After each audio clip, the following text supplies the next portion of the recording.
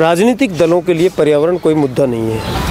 ऐसे ही कुछ विषयों पर बात करने के लिए हमारे साथ मौजूद हैं श्री कल्पतरु संस्थान के संस्थापक और ट्रीमैन ऑफ इंडिया विष्णु लांबा जी। लांबा जी का हम स्वागत करेंगे। लांबा जी नमस्कार। नमस्कार, कैसे हैं आप? बिल्कुल स्वस्थ, हमेशा की तरह फिट जी। सबसे पहले तो आप ये बताइए कि ट्रीमैन ऑफ इंडिया जो आपके पीछे नाम है, ये किसने आपको दिया था? प्रणब मुखर्जी, भारत के महान विद्वान नेता, भूतपूर्व राष्ट्रपति महोदय, उनकी कृपा से ये मुझे संभवतः 22 मार्च 2012 को जाने का मौका मिला भारत के क्रांतिकारी परिवारों को जी। तब उनकी तरफ से नाम मिला और उसके बाद में जो संघर्ष था वो संघर्ष अलग तरह का था, अभी अलग तरह का संघर्ष है। तो एक उनकी कृपा बनी और काम आगे बढ़ा, लोग जुड़ने लगे। प्रणब दा ने आपको ट्रीमैन ऑफ इंडिया कहा? प्रणब दा की वजह से ही। तो इस यात्रा की शुरुआत कहाँ से हुई विष्णु जी? यात्रा की शुरुआत तो 7 साल की उम्र में पहली बार पौधा मैंने अपनी माँ के पावन सानिध्य में गाँव में लगाने का मौका मिला और वहाँ से शुरुआत हुई। अनेक अल्पायु के लंबे कालखंड को कहीं लड़खड़ाते ही सही हम चलते गए और अनेक अनुभवों को लेकर के यहाँ तक पहुँचे हैं जी। तो माँ की कृपा से ही प्रकृति संरक्षण का संस्कार मिला है और संस्कृति के संरक्षण के संस्कार मेरे पिता की वजह से जी। मंदिर में सेवा उनका और सारा जीवन हमने देखा है कि वो जी समर्पण का भाव। आपका मूल गाँव कौन सा है? मूल गाँव मेरा लांबा है, टोंक जिले में। पास होने के लिए ही मैं पढ़ता रहा क्योंकि मेरा कभी रुचि नहीं रही पढ़ने में, माफ़ कीजिएगा, लेकिन मुझे दूसरी चीज़ें बहुत पसंद रही हमेशा। मैं चंद्रगुप्त मौर्य को पढ़ना मुझे अच्छा लगा, महाराणा प्रताप, सम्राट अशोक, चाणक्य, दुर्गादास राठौर, मीराबाई, विवेकानंद, ये लोग मुझे बहुत पसंद रहे। तो मैं उनको पढ़ता रहा और मुझे लगता है पढ़ाई हार गई और मेरा काम जीत गया। अच्छा, आप की अब तक के जर्नी से हमें पता लगा कि आप लगभग 1 करोड़ वृक्ष लगा चुके हैं। 14 मई 2023 को हमने पिछले 30 वर्षों की अथक साधना के दम पर जो भी भारत के, देश के, दुनिया के प्रत्यक्ष अप्रत्यक्ष रूप से हमारे 100 वॉलेंटियर, शुभचिंतक जो भी है, उन लोगों की कृपा से ऐसा हुआ है जी। तो उन सब लोगों का मिलकर सहयोग रहा। तो 30 साल लग गए 1 करोड़ लगाने में, लेकिन अब 5 करोड़ का संकल्प है 2047 तक। हम बिल्कुल देश के 100 गाँवों को पर्यावरण दृष्टि से आदर्श ग्राम बनाकर 5 करोड़ पेड़ लगाकर मानवता को एक सौगात दे सकें, क्योंकि उस समय भारत आज़ादी के 100 साल पूरे कर रहा होगा 2047 तक जी। तो उसमें हर आदमी को तय करना चाहिए और भारत के युवाओं की जिम्मेदारी ज़्यादा है।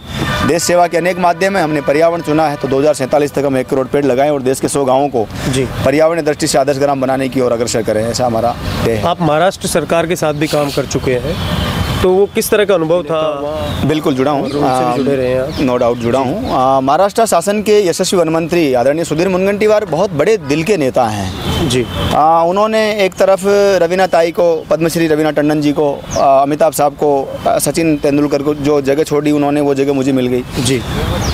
सुधीर भाव बहुत बड़े दिल के नेता हैं। उन्होंने तय किया कि मुझे जन जागरूकता के लिए उन लोगों की भी आवश्यकता है जिनको देश और दुनिया का अंतिम से अंतिम व्यक्ति जानता है जी। और मुझे उस व्यक्ति की ज़रूरत है जो ज़मीनी स्तर पर अपने आप को किसी ने झोंक रखा है। तो उनको जानकारी मिली मेरे संबंध में, मेरे पास फ़ोन आया सुधीर भाऊ का कि महाराष्ट्र शासन आपकी सेवाएं लेना चाहता है। तो एक बार तो विश्वास ही नहीं हुआ, पहली बार जो फ़ोन आया था, क्योंकि मैं जिस सामान्य घर परिवार का व्यक्ति, तो पहली बार मुझे जाने का मौका मिला, मुझे पहली बार फ्लाइट में बैठने का मौका मिला। तो मैं वहाँ गया और सोचा नहीं था कभी कि ऐसे अवसरों पर मुझे अवसर मिलेगा सेवा का जी। तो ग्रीन आर्मी के माध्यम से 4 कदम उनकी जो बहुत बड़ी महायात्रा थी, उसमें मुझे भी चलने का अवसर मिला और वहाँ पर करोड़ों पौधे सुधीर भाऊ के नेतृत्व में लगाए गए जी। कुछ लाख पौधे हमारे हिस्से में भी आए लगवाने में, तो हमने लगवाए, अपनी टीम बनवाई, वहाँ पर काफ़ी काम करने का अवसर मिला। फिर वापस सरकार आई एकनाथ जी की, तो उसमें भी सुधीर भाऊ को उनकी रुचि और काम को देखते हुए, पहले भी वन मंत्री थे, इस बार भी उनको वन और संस्कृति मंत्री का दायित्व दिया है जी। तो इसमें भी पुनः मुझे कई जगहों पर काम करने का सौभाग्य मिला। तो बोरीवली संजय गांधी नेशनल पार्क में हमने काम सुधीर भाऊ के नेतृत्व में काम किया है जी। और भी कई जगहों पर महाराष्ट्र में काम चल रहे हैं, बीड में काम चल रहा है, नासिक में चल रहा है। तेलंगाना की भी बात आई थी कि आप राज्यसभा सांसद संतोष कुमार जी से जुड़ करके काम कर रहे हैं। संतोष कुमार जी बहुत ही जुनूनी व्यक्ति हैं, पर्यावरण संरक्षण के लिए वो बहुत बड़ा काम कर रहे हैं। जी। और ग्रीन इंडिया चैलेंज जो कार्यक्रम उनका चल रहा है उसमें उन्होंने भी राजस्थान चैप्टर को शामिल करते हुए पिछली बार उनके प्रतिनिधि आए यहाँ पर जी। 1 लाख पेड़ लगाने की घोषणा उन्होंने की है। और प्रभास फिल्म अभिनेता जैसे लोग हैं और भी कई लोग अभियान से जुड़ चुके हैं उनके साथ में। तो हमें भी उसमें सहभागी बनाने का उनका जो मनसा है, उनके जो मत है राजस्थान को हरा भरा करने में चंद कदम वो भी चल सकें, तो निस्संदेह रूप से आदरणीय संतोष कुमार जी के इस योजना में हम लोग बहुत पूरे मन से काम करेंगे और जहाँ भी संभव हो रहा है वहाँ पर हम लोग जा रहे हैं और काम कर रहे हैं जी। अच्छा, आप यूनाइटेड नेशंस की संस्था से जुड़े रहे हैं, तो वहाँ आपका कैसा अनुभव रहा है? और उनके जो यूनाइटेड नेशंस के डायरेक्टर, डिप्टी डायरेक्टर्स ने भी कुछ मैसेजेस दिए हैं। आपकी जो साथी कार्यकर्ता हैं उमा व्यास जी, हाँ आप सही कह रहे हैं। उमा व्यास जी के लिए भी मैंने भी देखा वो संयुक्त राष्ट्र पर्यावरण कार्यक्रम के छठे प्रमुख आदरणीय एरिक सोलिम साहब एक महान विद्वान नेता हैं, वैश्विक नेता हैं जी। उनके यहाँ पर गरीबी अमीरी का भेद नहीं है। जमीन स्तर के अंतिम संधि व्यक्ति को भी टच करना ये आदरणीय एरिक सोलिम का स्वभाव है जी। एरिक सोलिम वही व्यक्ति हैं जिन्होंने प्रधानमंत्री मोदी जी को, हमारे यशस्वी प्रधानमंत्री जी को champion of the earth award दिया। और ये मेरे लिए बहुत बड़ी बात है कि मेरा जैसा व्यक्ति जो तकनीक से दूर है, अंग्रेजी से दूर है जी, उन्होंने सोशल मीडिया पर मुझे तलाशा था। हम कई सालों से हम साथ हैं, तो उन्होंने मुझे ट्विटर पर फॉलो करना, फिर हमारा संपर्क बनना, फिर हमारे कामों को उन्होंने ऑलरेडी उनकी टीम ने सर्च कर रखा था। एरिक साहब पूरे वर्ल्ड के 197 कंट्री के लोगों को एक व्यक्ति को तलाशने का प्रयास करते हैं, कौन कहाँ पर कितना ज़मीन स्तर का काम कर रहा है जी, उसको कैसे वो वैश्विक मंच प्रदान कर सकते हैं। तो एरिक सोलिम साहब के कारण ही पहले भारत में ही हम लोग काम करते, शुरू में राजस्थान में करते जी, फिर देश के 22 राज्यों में काम शुरू किया हमने। अभी दुनिया के 13 देशों में श्री कल्पतरु संस्थान ने अलग अलग नामों से काम शुरू किया है जी। तो ये एरिक साहब को ही क्रेडिट जाता है जी। जहाँ तक आपने उमा व्यास की बात की है, उमा हमारी साथी कार्यकर्ता हैं। पहले अध्यापिका के तौर पर उन्होंने सेवाएं दी हैं, बहुत श्रेष्ठ सेवाएं दी हैं। बहुत छात्र छात्राओं के लिए वो एक मोटिवेशन का काम करती रही हैं। ज़मीनी स्तर के सार्थक काम किए हैं उन्होंने। और श्री कल्पतरु संस्थान ज्वाइन करने के बाद में उन्होंने विद्यालय में और प्लांटेशन, ट्री गार्ड लगाना, बच्चों के जीवन स्तर को सुधारने के लिए काम करना। अचानक एक कार्यक्रम अभी पिछले साल कोरोना में था, उससे पहले भी था, जयपुर शेयरिंग फेस्टिवल जी। कोरोना में हमने तय किया कि कोरोना की जस्ट बाद आपके घर में अनावश्यक चीज़ें कई सारी हैं जी। आपके बच्चों के कपड़े हैं, दादा दादी के कपड़े हैं, पिताजी के हैं, बहुत अच्छी स्थिति में है, लेकिन उनका उपयोग नहीं हो रहा है जी। आचार के डिब्बे डबली हैं, अखबार हैं, बैग हैं, जूते चप्पल हैं, कुछ भी आइटम है आपके घर का। इसलिए हमने नाम दिया कचरा दो पौधा लो। हम आपको पौधा भेंट करेंगे, आपका घर का कचरा दशहरे पर आप जब सफाई करते हैं तो हमें दे दीजिए, हम दिवाली से पहले तैयार करवाकर ज़रूरतमंद लोगों तक पहुंचाने का काम करेंगे जी। इसका सेकंड चैप्टर अभी शुरू हुआ, तो उमा व्यास जी को इसकी जिम्मेदारी दी गई और वो अभी पुलिस में है, राजस्थान पुलिस में उनका हुआ है, टीचर से राजस्थान पुलिस में वो चली गई हैं जी। तो उनके नेतृत्व में हमें भी काम करने का मौका मिला और हज़ारों ज़रूरतमंद लोगों को जो भी राहत सामग्री थी तो वो उपलब्ध करवाई गई। एरिक साहब का ये मानना है कि न्यूनतम जीवन शैली प्रत्येक व्यक्ति को दुनिया में अपनानी चाहिए। अनावश्यक भरा पड़ा है। एक वो है दुनिया में जिनके खाने का दाना नहीं, पहनने का कपड़ा नहीं, रहने को घर नहीं। एक वो है जिनको पता ही नहीं कि मेरे पास कितना है। एक इसलिए जी रहा है कि मैं क्या खाऊं, एक इसलिए जी रहा है कि मैं क्या खाऊं, कौन सी चीज़ खाऊं जी। तो ये भेद ना हो और न्यूनतम जीवन शैली की तरफ लोग बढ़े हैं, पर्यावरण का संरक्षण भी हो। तो ये उमा व्यास जी के नेतृत्व में काम शुरू हुआ और उससे एरिक साहब इतने प्रभावित हुए कि उन्होंने कल शाम को वीडियो संदेश जारी करके पूरे 197 कंट्री का जो यूएन के पार्ट हैं उन लोगों तक संदेश पहुंचाया कि राजस्थान के, पश्चिम राजस्थान से आने वाली एक सामान्य जो कार्यकर्ता है वो नए भारत की नींव रखने में अपना महत्वपूर्ण पक्ष रख रही हैं जी। तो उमा व्यास जी को और आप सबको धन्यवाद, बधाई। कभी भी राजनीतिक दल पर्यावरण के मुद्दे पर बात नहीं करते, कहीं भी उनके मैनिफेस्टो में पर्यावरण कहीं भी शामिल नहीं होता, क्या वजह है इसके पीछे? मैं किसी पार्टी का नहीं हूँ जी, सरकारें कोई भी रही हूँ, मैं तो हमारी पर्यावरण पार्टी है और परमानेंट पार्टी है। ज़िंदगी जिसके लिए दांव पर हमने लगा दी, अपनी हंसती खेलती ज़िंदगी जी, तो निस्संदेह उस रास्ते में बेबाकी के साथ बढ़ रहे हैं। सत्य की रक्षा करने के लिए सच बोलने का साहस जुटा रहे हैं, चाहे उसके लिए हमें हमले सहने पड़े हों, आत्मघाती हमले हुए हैं, कई सारे षड्यंत्रों में फंसाने की कोशिश की गई है, लेकिन हम सत्य के मार्ग से हटे नहीं।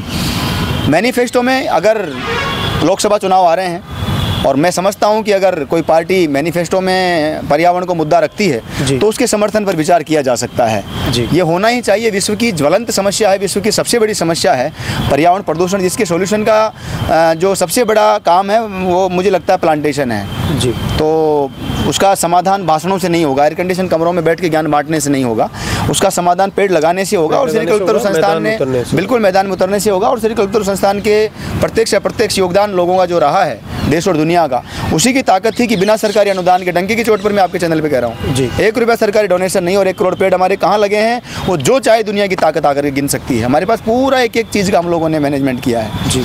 तो ये कई मीडिया रिपोर्ट्स के माध्यम से वैसे आपके जो किया गया काम है वो दिखता भी है सामने जी।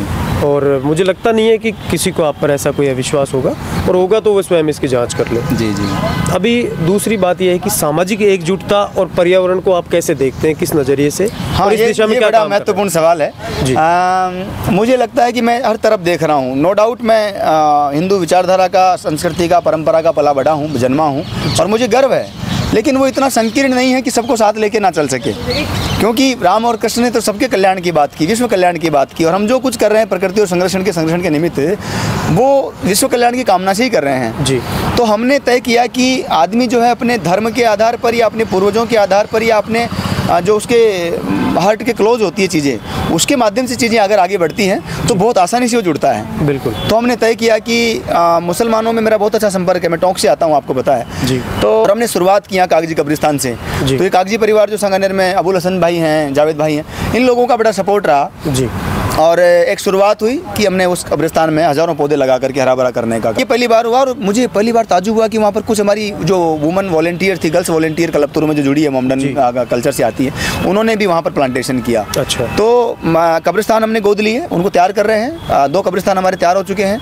जहाँ पर पादरी वगैरह मिले उन लोगों को भी हमने कहा कि भाई पेड़ लगाइए, ये तो सबका काम है। पर्यावरण संरक्षण किसी एक जाति, मजहब, मंत, पथ, संप्रदाय, किसी धर्म का विषय नहीं है।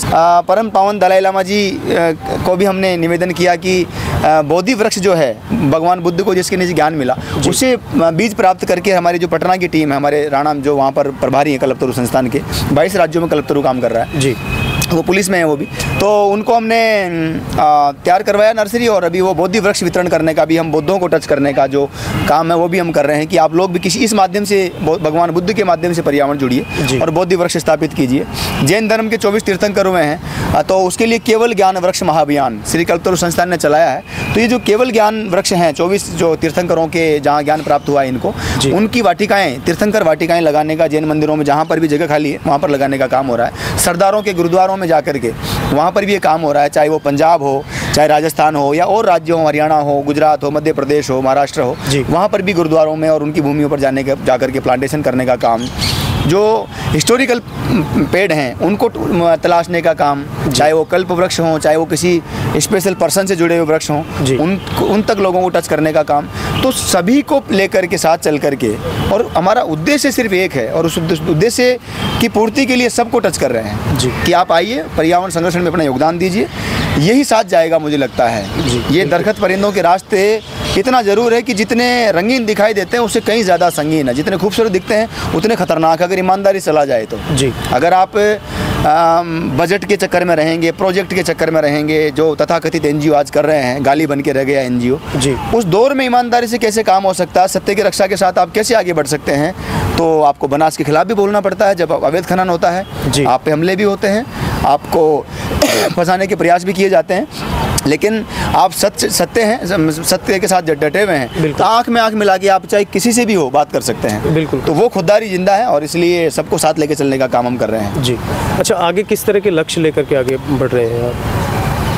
लक्ष्य तो जितना हमारी हसरतें हैं उसका हज़ारों भाग भी हम पूरा नहीं कर पाए, नो डाउट, लेकिन बस इतना ज़रूर है कि 2047 तक हम 5 करोड़ पेड़ लगा करके 100 गाँवों को पर्यावरण दृष्टि से आदर्श ग्राम बना करके मानवता को समर्पित कर सकें, ऐसी एक कोशिश है। बाकी तो हर दिन हर पल नया कुछ होता रहता है ज़िंदगी में जी, और देश दुनिया का बहुत प्यार मिल रहा है, बहुत सम्मान मिल रहा है। एक घर छोड़ के आए थे माँ बाप का, जिस शहर में जाते हैं वहाँ भी हमारे अनेक घर मिलते हैं, अनेक परिवार के लोग मिलते हैं, तो बहुत खुशी होती है। स्पेशली भारत युवाओं का देश है, और युवा जो जिस तेज़ गति के साथ काम कर रहा है, जिस गति के साथ आगे बढ़ रहा है, मानवता की सेवा के लिए कर रहा है। भारत का ताकतवर होना, भारत जितना शक्तिशाली होगा, विश्व की उतनी अच्छी सेवा होगी। जो लोग कई बार कई शब्दों को लेकर के मैं जिक्र नहीं करना चाहता, लोग डर जाते हैं कि भारत के बारे में, भारत के लोग ऐसा क्यों बनाना चाहते हैं। हम ऑलरेडी हैं, हम ऑलरेडी स्थापित हैं और हम दुनिया की सेवा के लिए ही हैं, हमारे संस्कारों में यही है जी। तो यही मुझे लगता है कि भारत सरकार कई सारे काम अच्छे कर रही हैं, तो उन लोगों को जो अच्छा कर रहा है उसको लोग जानते हैं। आप अश्विनी वैष्णव को जानते हैं, आप विदेश मंत्री जयशंकर जी को जानते हैं क्योंकि वो काम कर रहे हैं। आप पर्यावरण मंत्री को नहीं जानते क्योंकि काम नहीं कर रहे हैं। बिल्कुल, पार्टी एक ही है, विचारधारा एक ही है, लेकिन जो करता है उसके लिए हम कहते हैं, जो नहीं करता उसके लिए नहीं कहते हैं। बिल्कुल ठीक बात। तो पद, प्रतिष्ठा, पुरस्कार, पैसा, पावर, पोजीशन, ये हमें नहीं चाहिए। सबसे बड़ा पद, प्रतिष्ठा, पैसा, पुरस्कार, पावर, पोजीशन पर्यावरण है और उस परमार्थ के रास्ते पर हम पूरी ईमानदारी से लगे हुए हैं। बिल्कुल। तो विष्णु लांबा जी, आपको बहुत बहुत धन्यवाद और हम आपके कार्यक्रमों को आगे शुभकामनाएं देंगे भविष्य के लिए। बहुत बहुत धन्यवाद। नमस्कार।